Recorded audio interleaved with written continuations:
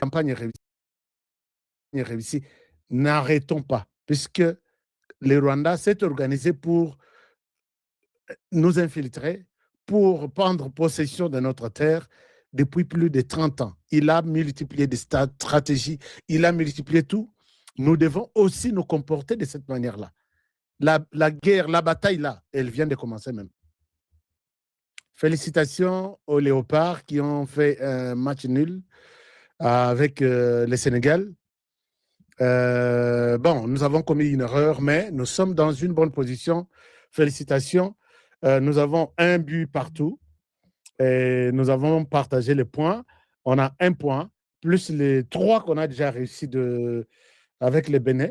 Je pense que nous avons déjà 4 points. Il y a un match qui nous reste. Tout ça, la nulle. Tout ça, tout gagné. Nous aurons peut-être un autre point et nous en aurons peut-être 5. Malgré les buts marqués, Zamingité, peut-être, bon, je ne suis pas journaliste sportif pour entrer dans tous les détails, mais bon, je pense qu'on est dans les bons. Est-ce que vous pouvez encourager les Léopards place Tozali, malgré la pression de Yabami Yibi et qui nous font mal, du mal tous les jours? Nous sommes toujours forts, nous resterons toujours debout. Un petit mot, qu'est-ce que vous dites? Un petit commentaire au Léopard de la RDC, au Léopard de Félix Tshisekedi. Batwalingi Bongote. Mais c'est lui le président de tout, des entreprises, des équipes, de communautés.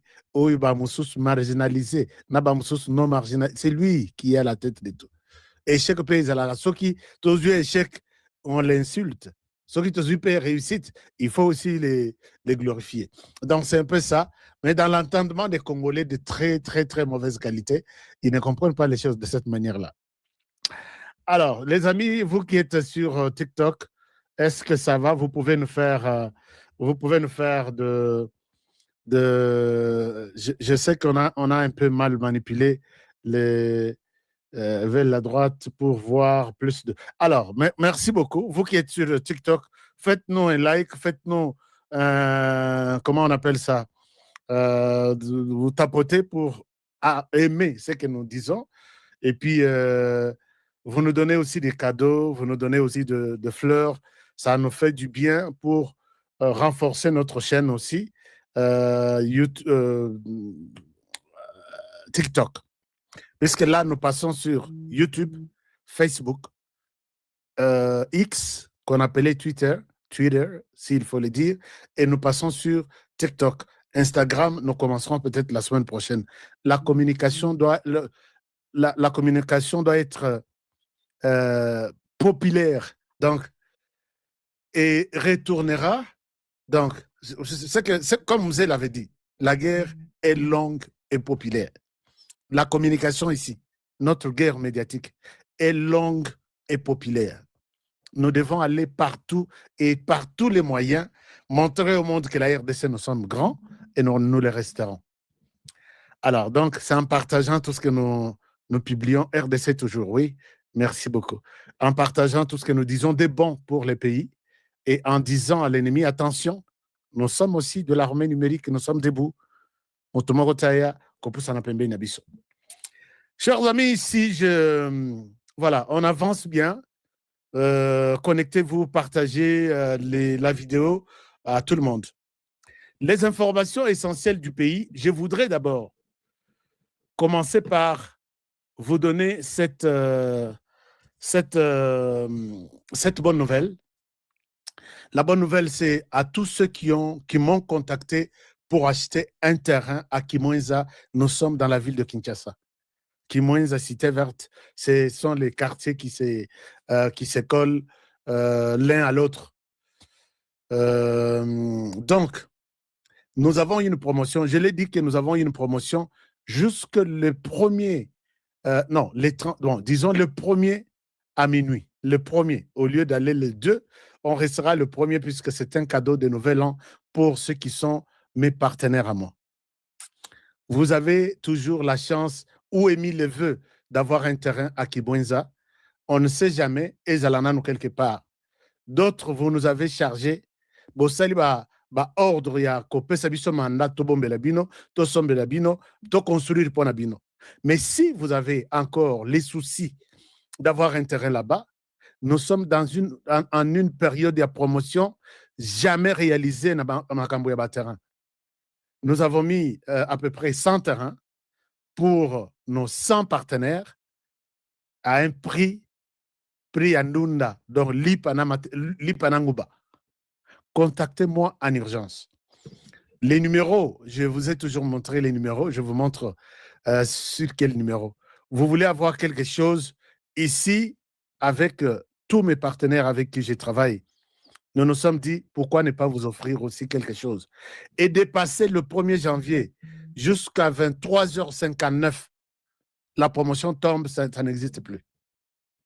Alors, voici les numéros sur lesquels vous pouvez nous avoir pour ce projet uniquement de Kimwenza. Maintenant, là, je ne souhaite pas annoncer les prix ici, puisqu'il y a des gens qui vont prendre tous les 100 terrains. Tous les 100 terrains. Nous avons mis seulement 100 terrains à un prix, Tolobi, Tobuka. Nous devons voir qui sont fidèles, qui nous suivent, qui sont de meilleurs partenaires. Appelez en urgence à ce numéro ici. Dépasser le 1er janvier 2026 à 23h59, n'appelez plus. Là, vous pouvez répondre les terrains au prix normal. Ça, je voulais insister là-dessus et prenez bonne note. Je voudrais demander également, Nabandeko yo, Tungisami na sucre, puisqu'on ne peut pas aussi continuer à parler et sans pour autant penser à ceux qui sont malades. Tungisami na sucre. Chers amis, vous vous êtes déjà posé la question, Bandeko ya France, au Bazar, France, Belgique, Allemagne, tout ça. L'été, Tchaï Eza na France, na Paris. Mais comment vous n'arrivez pas à l'avoir? Oh non, Tozaki na numéroté. Le dernier numéro na bande annonce au Ezole Kawana. Eza numéro ya Tchaï pour la France. Canada, bozana numéro parmi les. Oh, Yasuka Paris. Voilà, Paris, wana. Eza Paris. Bozo numéro, on a beau télé cette vidéo. Bobenga dans Paris. Tchaï Ezali. Et aussi la main Eza. Tout ravitailler pour que Batunion sur toute cette zone-là, Bozala a servi. Même chose au Canada, même chose à Kinshasa, même chose aux États-Unis. Chers amis, commençons avec cette émission. L'émission, nous la commençons avec vos likes et vos... Voilà, nous avons combien? Un peu de likes, hein? Nous avons un peu de likes sur TikTok. Bana TikTok, je pense qu'on va mettre à jour beaucoup de choses, mais on va avancer petit à petit. Je n'ai pas le temps de lire vos commentaires. Avançons avec la République. Chers amis, avec la République démocratique du Congo, l'actualité reste dominée par ces mensonges. Il y a Monseigneur Mouteba. Monseigneur Mouteba, qui est resté dans les mensonges. Et puis, ataba kosaka, kosela ta na quartier, ou soit na couvent, yo kosi na cher. Monseigneur Mouteba. Et là, c'est sur toutes les langues de la RDC. Monseigneur Mouteba, qui est de l'Église catholique. Monseigneur Mouteba, qui est beaucoup plus proche de Corneille Nangaa, qui est proche de l'opposition armée et non armée. L'opposition armée et non armée. Et Monseigneur Mouteba, qui manipule la population en disant, peut-être l'accord signé avec les États-Unis a comme durée de vie 99 ans. Chers amis. Kati oyo ba zopesa confiance na Papa Ngunza, o nyonso bazopesa confiance na ba ancêtre, na ba ntumwa, na ba guérisseur, c'est le pouvoir ancestral. Merci na banza na eko répondre batu na lumbangu mingi. Pona pe tokoloba susu pona pete. Excuse balandi à partir de musika. Merci na confiance na ba chaîne na autorité ozo Papa Ngunza en direct. Merci. Lelo tokopesa vision, be tokopesa makanisi kati na iloko ozo sala pasi na iloko oyo mutazo ko se rendre service na likambute et remoni oza limite Papa Ngunza azali. Merci. Na banza oyo bomona ka toliaka ba bonne année to fetaka ba Noël cette fois-ci bomoni ata litanga moko ya mbula et betite 4 na jour le 24 b jour le 25. Merci beaucoup tout na Papa Ngunza en privé. Pourquoi? Par rapport au pouvoir ancestral, par rapport à la connaissance na kati ya iloko oyo ça la passe. Lelo eza sujet moko eza na mituna mingi, eza pe na balandi oyo baza na kati ya ba problème ya koyeba nini oyo ezo ça la passe. Numéro ya Papa Ngunza eza disponible kati ya koyeba ya kosunga mutu ya kosalisa mutu kati na musika nyonso bisika mutazali. Merci na balandi nyonso oyo bapesi confiance. Merci na oyo nyonso pe azwi vidéo, azwi audio, akaboli na muninga oyo aza na kati ya difficulté. Numéro nyonso mibale eza na WhatsApp. Plus 243 98 17 17 013. Plus 243 89 44 54 885. Merci Bamfumu. Merci Tata Simon Kimbangu Mvuluzi oyo ya Congo démocratique du Congo ya monde entier. Merci. Lelo na banza tozalaka na curiosité te kati ya koloba kati ya koyeba kati eloko nini ozosala kati spiritualité nini ozosala. Soit disant un pasteur ozosala comparaison na Genève mobima oyo evandi na kati ya Nkamba. Eza pasi na soni na mawa. Boza na limite ya ba commerce bozo sala. Est-ce que un pasteur nini waza na compétence oya ko démonter miracle oya tika kitata Mfumu Kimbangu muna nzila ya Nkamba. Tata Simon Kimbangu lala kana Nkamba. C'est sa place ya représentant. Ya koyeba kati loko un pasteur ozo sala comparaison na pouvoir ancestral. Pasteur nini oyo aza honnête. Lelo bozo fana nano kati na bandako na bino. Boza na bakati ya ba problème. Boza pe na limite kati ya kosunga mutu. Lelo combien de pasteurs sali escroquerie? Ba pesi o lupango. O tia église et comme lupango bani ko funda batu, bo komi ko samba pona lupango. O yo somba te, oké ko changer mikanda. Boza la quand même na soni ya koloba ya comparaison. Hein? Pasteur moko nani oyo aza na compétence. Lelo biso to vandi boye. Munanzila Tata Simon Kimbangu ozo pesa soi-disant ba pasteur voyance ya koyeba kati mutu oyo problème nini pasi nini maladie nini osala pas tozala na limite pasteur moko taza na compétence pasteur bokoma kosala makiona bokoma kosala commerce lelo bokozwa mundimi moko na kati église po nini otia quelque chose liboso po attirer bandimi. Pasteur aza ya kobukana te soit disant la te plate ya kobukana devant la mansi ya bato nyonso longoli plate atamboli okosimbe awa ngume ebimi nyoka ebimi mpuku ebimi eza wana batéâtre eza baventure papa bozalaka na limite tozoyoba likambo parce Papa Ngunza moto alobi yango lelo Papa Ngunza nazosala na pouvoir ancestral oyo ya Tata Simon Kimbangu oyo alobaki respecte kaka maloba oyo atiki okozwa puissance na ye. Lelo besoin de vie, besoin sala ba makio na besoin de vie, besoin sala ti ba margoulage na basi ya bato na kati église. Lelo sala comparaison papa tous la kapé musu na soni ya koloba kati eloko nitso pasteur moko taza na compétence wana. Papa numéro ya Papa Ngunza eza disponible kati ya koyeba kati ya mituna nyonso. Lelo Papa Ngunza azosalisa bato na pouvoir ancestral munanzila ya Nkamba munanzila Tata Simon Kimbangu oyo mutu aza na problème ya faiblesse lobi akomi normal aza na problème ya mabota lobi akomi normal aza na problème ya diabète lobi akomi normal. Lelo un pasteur oyo yebi nano ata bible oyo zotangisa te bokebaka kosala théâtre bokebaka kosalaka théâtre. Merci na balandi tokozonga siko na sujet kati ya koatire ya kopesa kati ya matoi. Merci Tata Mfumu Kimbangu na nyonso oyo pesaki na connaissance Papa Ngunza na nyonso oyo ezokende na nzela Tata Simon Kangani Mvuluzi mona nzela ya Nkamba. Merci. Deuxième sujet lelo na koloba na ko répéter numéro posa na mituna mutu oyo lingi ko benga en privé à mon compétence et ma capacité, c'est ça la spiritualité.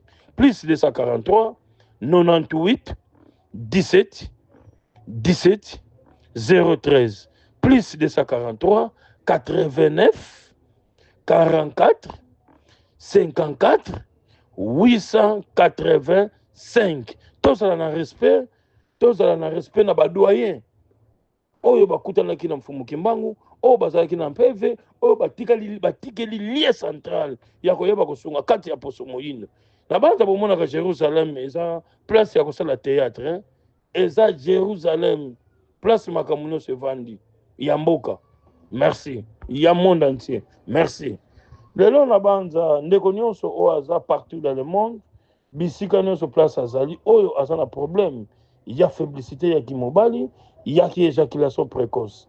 Lelo Papa Ngunza azosunga bato monde entier partout dans le monde, France, Belgique, Canada, Suisse. Oza na problème oyo ya faiblicité ya kimobali na yo koma mukie, élection esala makabete na mama, bokabola ba chambre vie ya impuissance oyo koma nango.